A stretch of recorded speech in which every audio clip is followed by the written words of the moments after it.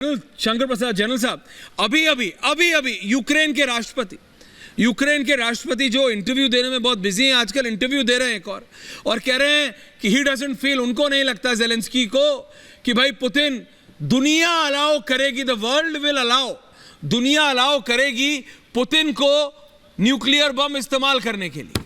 Zelensky अलग ही दुनिया में है।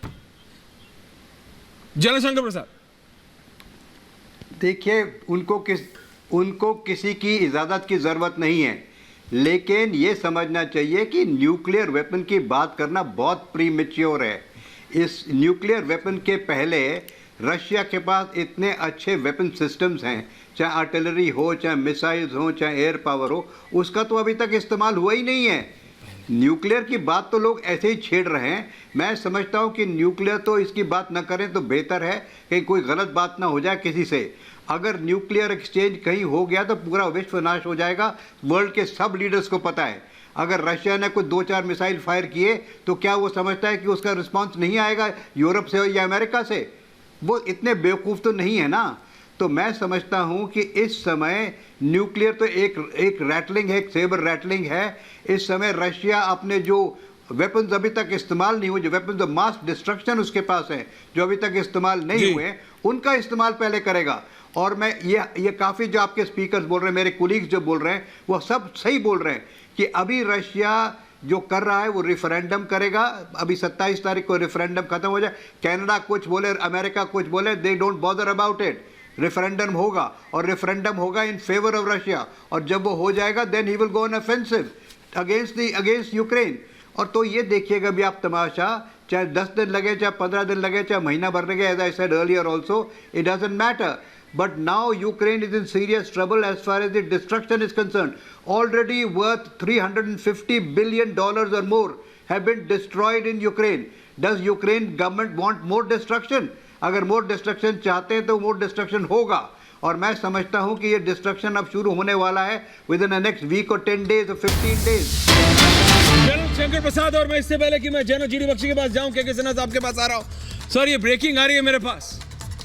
यूक्रेन के पीएम से मिले एस जयशंकर। सर जयशंकर जो कि इस समय न्यूयॉर्क में है यूएनजीए सेशन के लिए, on the sidelines of UNGA, Jaishankar ने अभी यूक्रेन के प्रधानमंत्री के साथ बात की।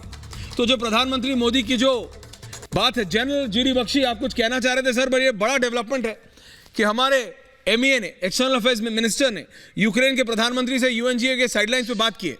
जनरल जीडी बख्शी, और फिर आ रहा हूं सर आपके पास। जनरल साहब देखिए, माफ कीजिए, इस वक्त हमारी जो भूमिका है वो एक स्पेक्टेटर की ही हो सकती है।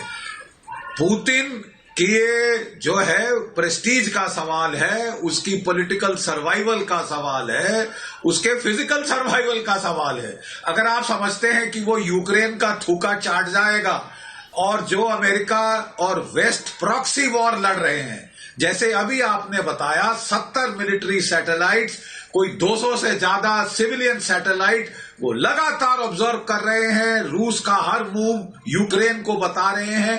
अनप्रेसिडेंटेड बैटलफील्ड ट्रांसपेरेंसी है, और वो बाहर से खड़े होकर एडवाइस दे रहे हैं, हथियार दे रहे हैं, और बगैर खुद पे आंच आए लड़ रहे हैं। अगर ये युद्ध रूस और अमेरिका के बीच में होता तो रूस के पास विकल्प था कि अमेरिकन सैटेलाइट्स को शूट डाउन कर सकता था।